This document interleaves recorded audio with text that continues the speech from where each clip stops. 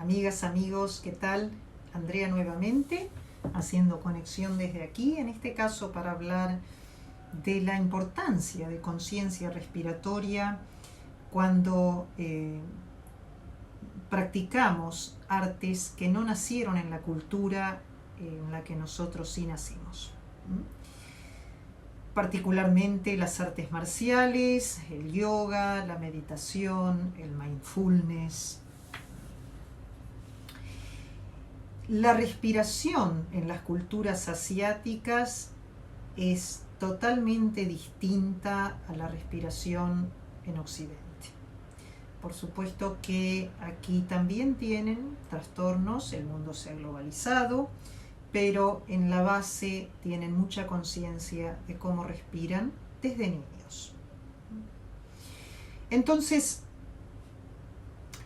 cuando nos acercamos puntualmente a las prácticas budistas de meditación, de mindfulness, se nos pide una respiración que muchas veces no conocemos. Entonces, observar la respiración, pero ¿qué respiración podemos observar si nuestra respiración es paradójica? Lo que se llama respiración, por ejemplo, ¿no? Para citar un trastorno, la respiración paradójica o paradoxal, o una hiperventilación, respirar en exceso de las necesidades metabólicas. Pensemos que los textos budistas de meditación, los sutras, estaban dirigidos a una audiencia muy específica. Eran maestros iluminados, circulaban estos textos entre ellos. Cuando yo estudiaba filosofía hablábamos de, en Grecia, los textos dentro de la academia, fuera de la academia. Entonces, no solo está la diferencia cultural, ¿no?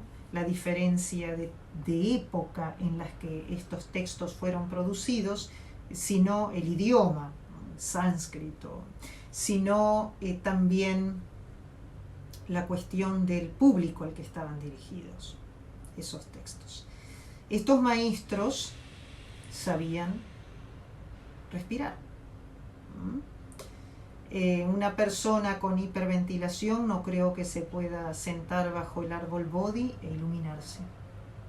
No lo creo.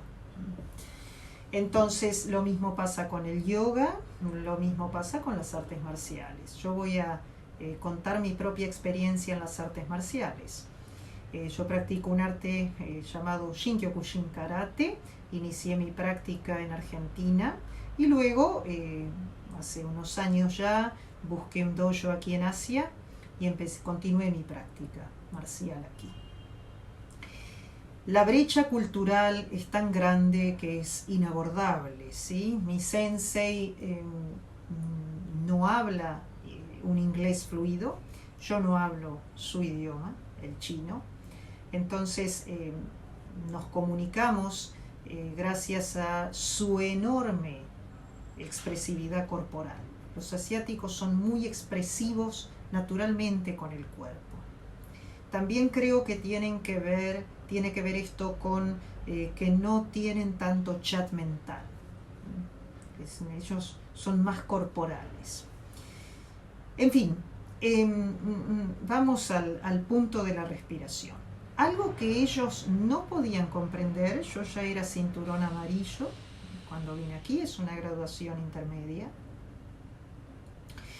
Ellos no podían comprender que yo no tuviera conexión respiratoria, que yo fuera débil en un punto, ¿sí? Que no estuviera conectada, energética, disponible, que estuviera como muy frágil.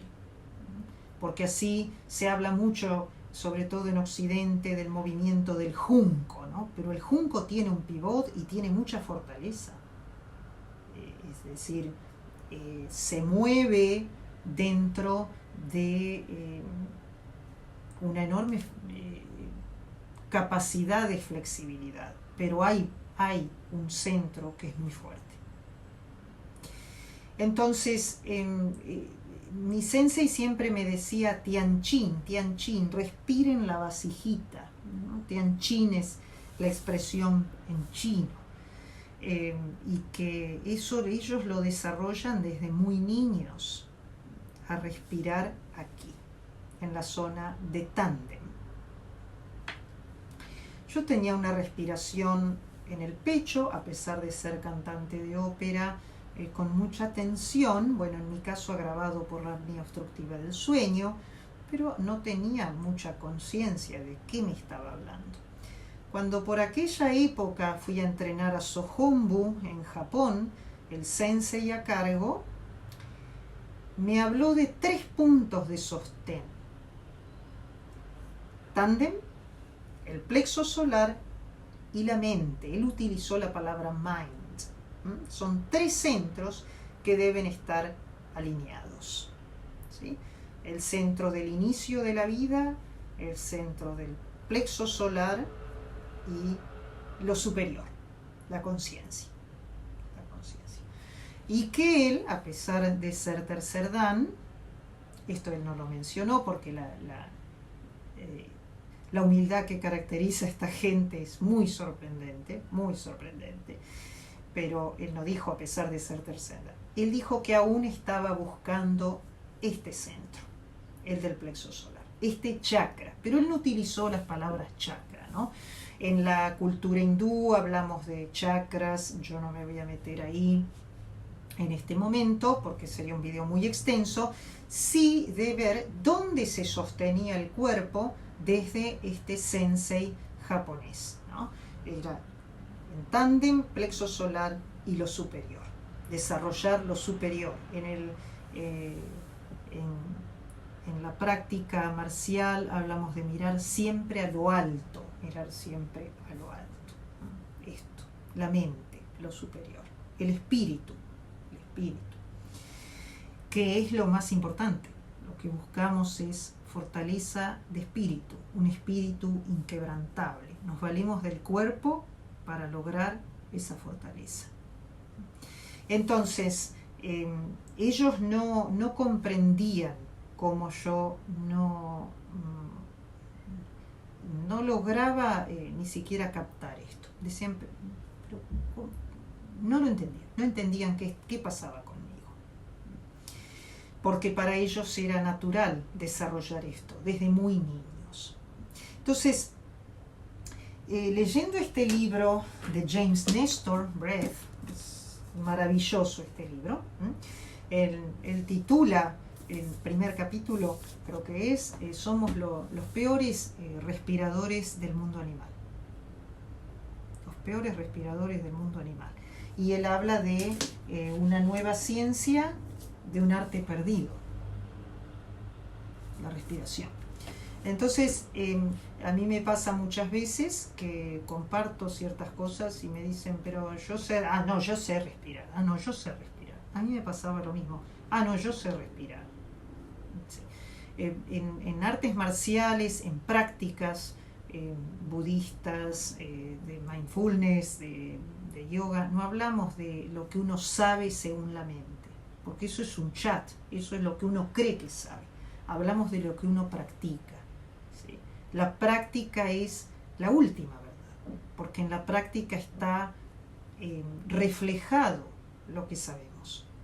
No hay más que práctica. De nada sirve estar hablando de algo que uno no practica, o en todo caso es un bla bla bla aquí, ¿no? Un bla bla bla, que muchas artes, incluso aquí en Occidente, se han transformado en un bla bla bla. Bueno, amigos, les mando un abrazo muy grande y que la respiración sea un plus, sea baja, aquí, que sea liviana, sin grandes movimientos de la caja torácica, en total relajación. Es muy importante que la lengua repose en el techo del paladar, que sea siempre por nariz, inhalamos y exhalamos por nariz. Luego, amigos, para cerrar el video anterior que se me cortó, voy a ver cómo lo edito. La respiración en nuestro cotidiano vivir tiene que ser por nariz, ¿sí?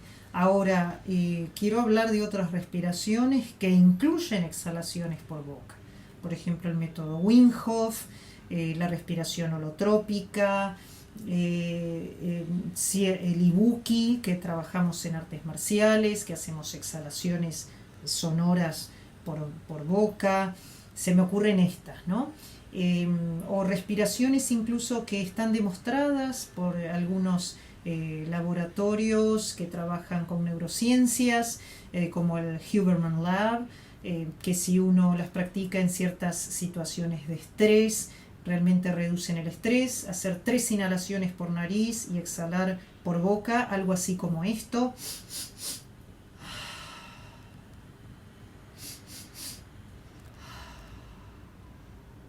Tres respiraciones de este tipo relajan en una situación de estrés. Desde la clínica Buteyko y desde Oxygen Advantage no buscamos respirar por nariz, pero en mi caso yo trato siempre de abrir lo más posible la mente y las posibilidades, y contemplo este tipo de respiraciones, ¿no?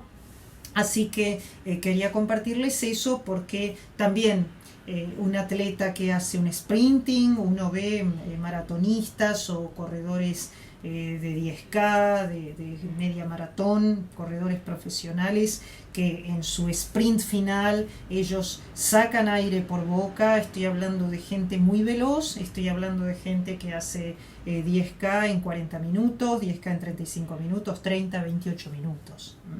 Y uno los ve en una respiración muy activa, muy consciente, y donde exhalan por boca. ¿Sí? Yo no estoy en contra de esto, yo no estoy hablando de eso, yo de lo que estoy hablando es de una respiración en el cotidiano vivir, porque si uno en el cotidiano ya está estresado, cuando somete al cuerpo a un estrés físico, no va a mejorar la situación. Bueno, espero se haya comprendido el contenido, gracias por la paciencia de escuchar. Y gracias por permitirme compartir. Hasta pronto.